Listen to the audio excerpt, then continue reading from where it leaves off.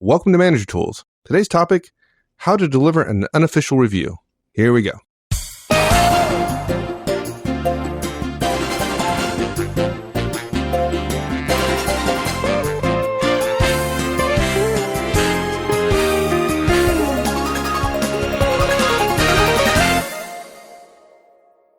Well, I've told a story several times of my boss long time ago doing me a favor and literally giving me a review, a perfect review, by the way, and then setting it down and saying, okay, now let me tell you what I really think about you.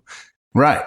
That was huge. And she learned something, I think, she knew something you and I learned a long time ago in our Army days, right? I think you probably recall, right? Back in the day, one of the fears of our non-commissioned officers is they get some new lieutenant who come out who didn't understand reality, that were mired in the way things ought to be or the way things should be, and say, well, you're not perfect, therefore you don't get a perfect efficiency report. And literally, on a scale of 100, I think it was 125, if you gave somebody 120, which you would think would be pretty good, you killed their career. Yep. You killed it, right? And so we learned a technique a long time ago about, giving somebody an official report and then following up with a unofficial report. Yep. And you hit the nail on the head in terms of the way things ought to be. And I didn't have it in my mind about young people, but you're absolutely right. A young manager who says, well, it's an accurate report. Yeah, but it's not an effective report if you hammer somebody. And it's true what you say, but no one else is doing that. And look, evaluations and candor, even though candor is to be appreciated and respected, evaluations and candor sometimes politically can't go together.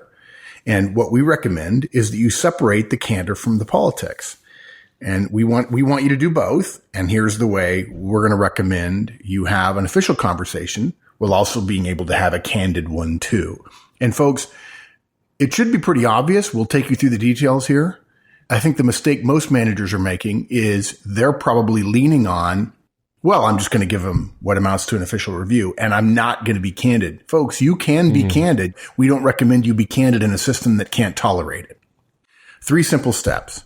It's not exactly actionable, but we want to make a case to help everybody who's listening understand that evaluations are organizational documents, and you have to treat them that way. They're not for the candidate. They're not for the individual. They're for the organization.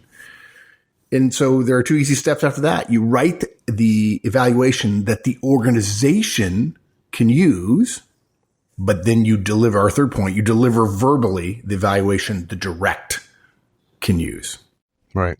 When you talk about evaluations being organizational documents and treating them as such, it might be useful to share a little bit of history of how that developed, and that might help people understand why they are organizational documents.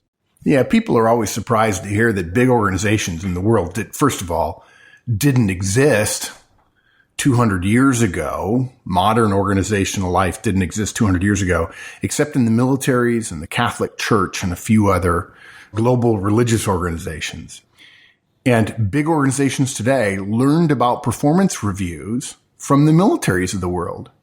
And the militaries needed evaluations because succession planning is a very heightened need. Both it's heightened in terms of the necessity for planning and also in terms of the risk of failure. And plus they had highly mobile workforces as a function of the fact that the militaries during peacetime tend to have cadre structural organizational choices, meaning they were a skeleton waiting new people in the event that their mission was to go to war. The militaries needed not only to know well in advance whom they were going to ask to step into any particular role. In addition, they had to be right, because the wrong person in an important role had, of course, devastating, life-threatening consequences. So the military said, everybody's going to fill out a form that your leadership can use to determine who's ready for what, and also who needed seasoning and so on. The entire start of evaluations, the early use of evaluation forms, had little to do with providing feedback or guidance to the actual direct. That was supposed to have been done long before, daily, weekly, monthly, and so on.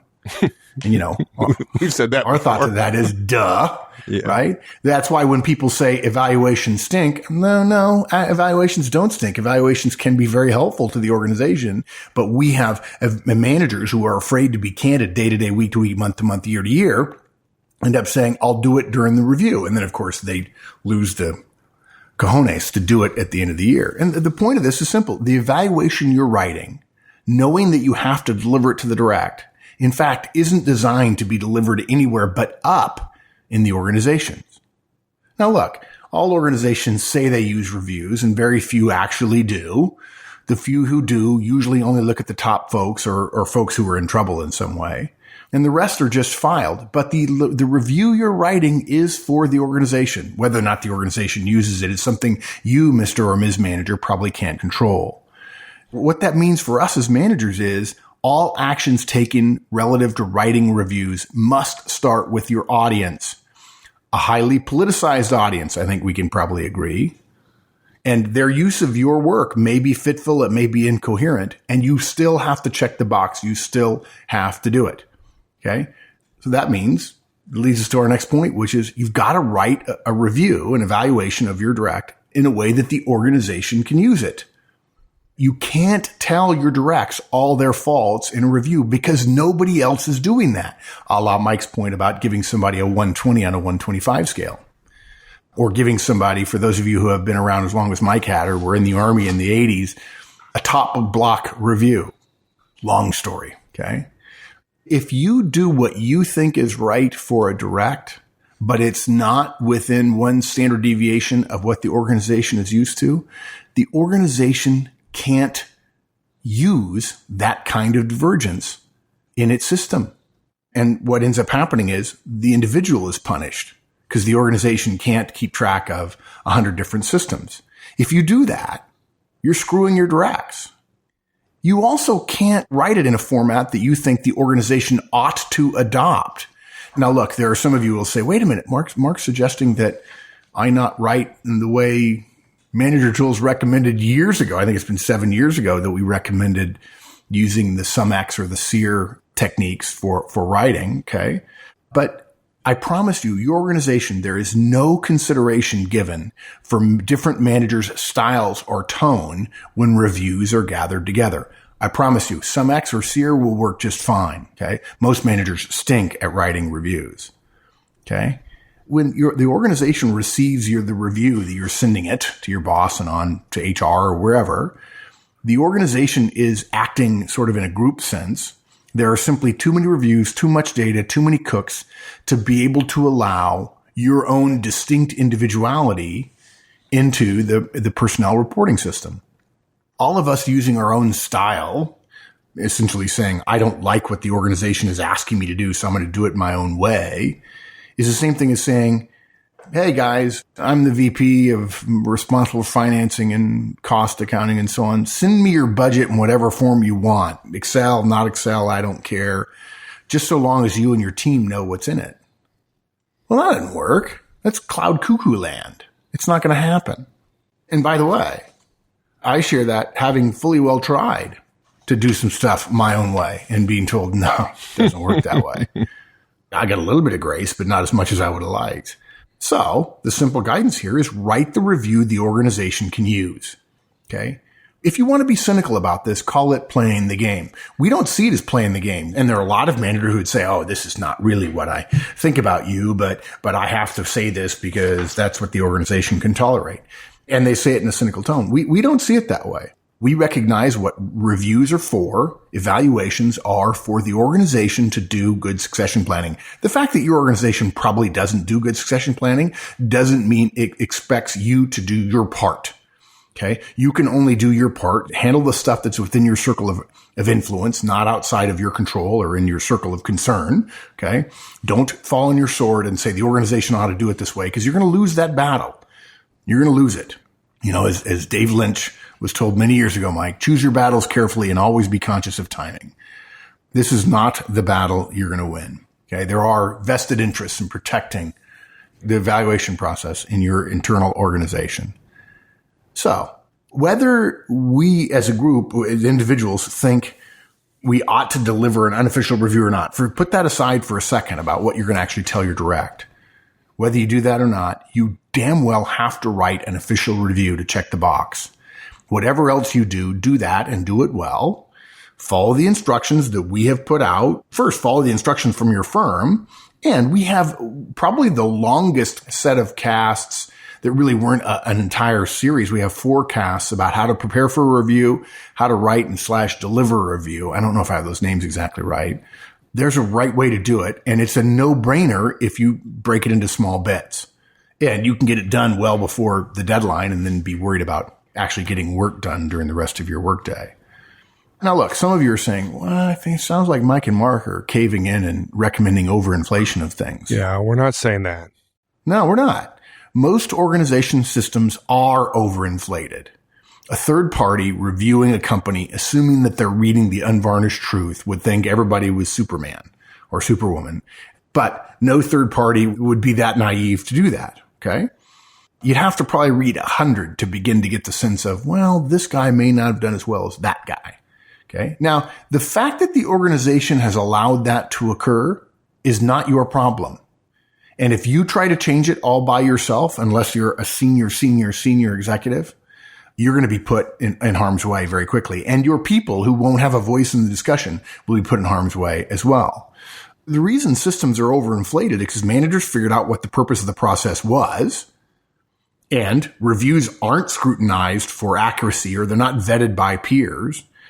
We recommend you go along with the system which allows some overinflation or some softening of criticism, simply because putting criticism in writing is different than saying it to somebody's face.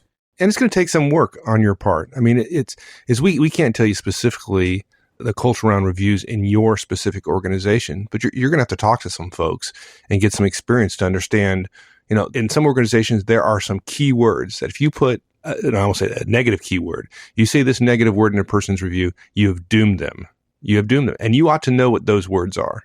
Yeah. On the other hand, there are words that are used only for the very top performers. And you ought to know if you put those words in a review that they're going to be seen as a top performer. That we can't tell you those. You need to learn those. In 1982, 83, and 84, in the Army, the words you wanted written by your senior reviewer was truly outstanding, as opposed to just outstanding. And there was truly outstanding and truly exceptional. There was an entire, a little subculture of words, and it mattered. And you couldn't have anything but a ones on the front. You couldn't have anything but top block on the back. In my job as a military recruiter, I interviewed thousands of military officers and got a sense of the subtleties of differences. Even when somebody had a top block, they didn't have the words truly outstanding. They weren't the best guy in the organization. And that was normal. And you could not be a young lieutenant or a captain and get away with saying, no, that's not accurate, because it was accurate for what the organization needed. And by the way, is the system perfect? No, not even close, but it is the system. And as I've said before, embrace reality.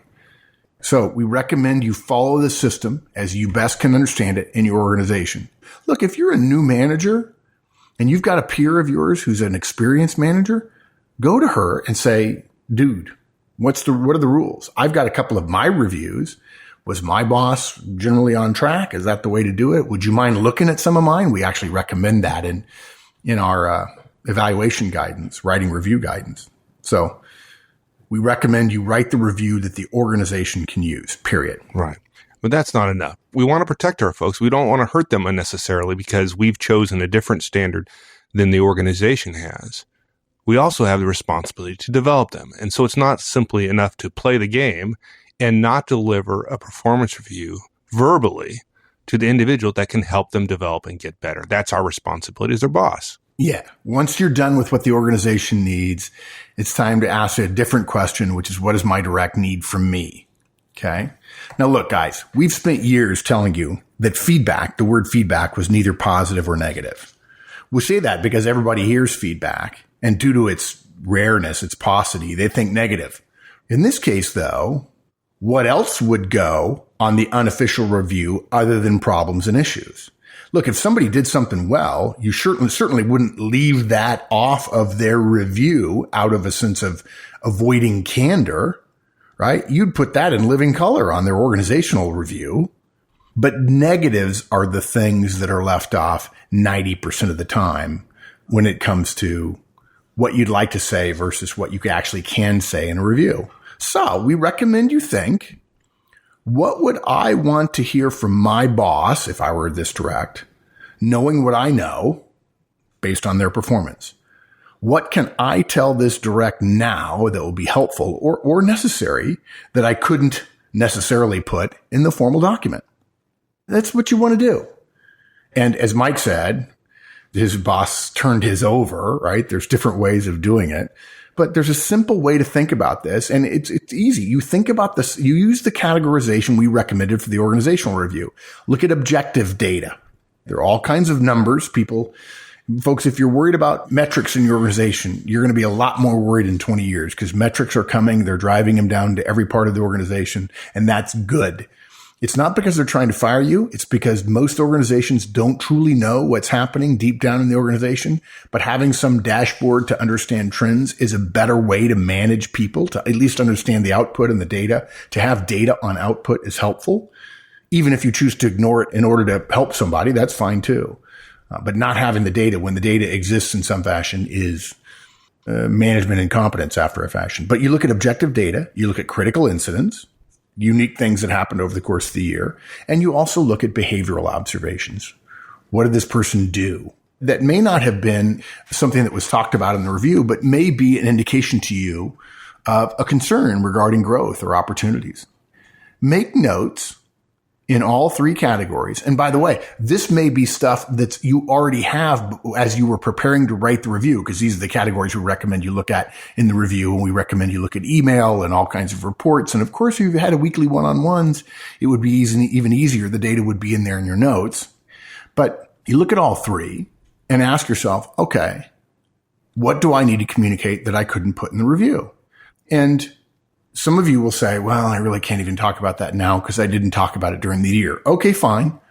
That's possible. We know that's true. We wish you wouldn't. We wish you'd step up and say, I should have told you this months ago. And that's why I'm not putting it in your formal review, but I want you to know about it. Shame on me for not talking to you about it 3 months ago, but I'm not going to ding you on it in your review because I didn't tell you about it. I am going to tell you nonetheless that in June, I was disappointed in your performance here and here and here. Right? That's the beauty of the informal review.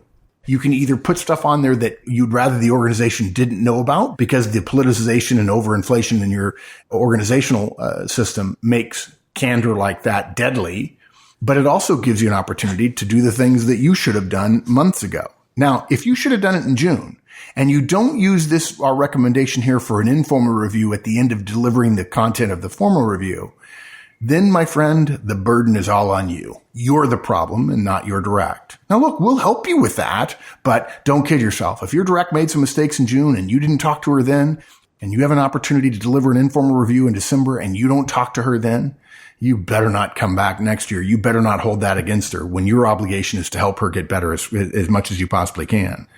Mike, couple of examples? Yeah, that'd be great. Yeah.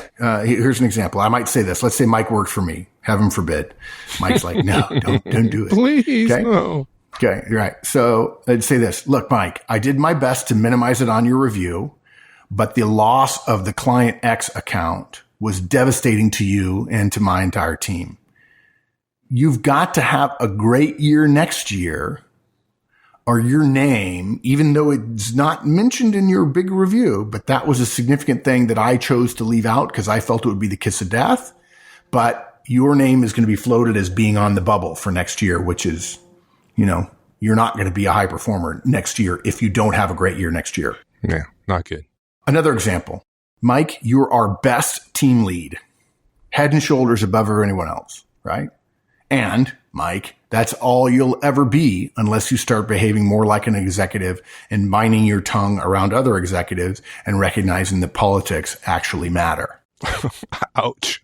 Which sounds very much like the one you got years ago, right? Almost word for word. Yeah. Yeah, exactly. Yeah. And by the way, folks, if you haven't heard this story before, it changed my professional life. The fact that that my boss didn't nail me on my review, yet shared it with me. I'll tell you what, Louise Charles changed my life. Yeah. Good. And folks, last point about this, whatever you do, even though it's informal, it doesn't mean it's not documented. Write down what you tell your direct. Okay. Make sure the direct knows you've written it down. Make sure he knows it's in your version of her or his personnel file. Make sure you review it in the year ahead. Don't blame the overinflation of your company's system for your inability to give candid professional development advice or encouragement, threats, fears, whatever, to your directs, because it's not the system's problem. It's our problem as managers. And the unofficial review gives you a way to do it. Someday, look, guys, every organization in the world will be populated with candid managers, and they'll be using the one-page manager tool evaluation form, and it'll be handwritten to save everybody the hassle. Until then, we have to render unto Caesar what is Caesar's, and render unto our directs that which we would ask for if we were they. Yeah. I'm really curious how people are going to react to this cast, because I think some people are going to react that it seems like we're working around the system, or we're acquiescing to a bad system and we're not working hard enough to try to change it. And we're not. I think this is an important cast because, organizations and people grow within context. And if you avoid that context, if you act as if it doesn't exist, you're only bound to hurt the organization, hurt the people that are going to make that organization successful. So there you go. All right, my friend. Thank you. Thanks, partner. All right. Thanks, everyone. Hope you enjoyed it. We'll see you next week. Have a great one. So long.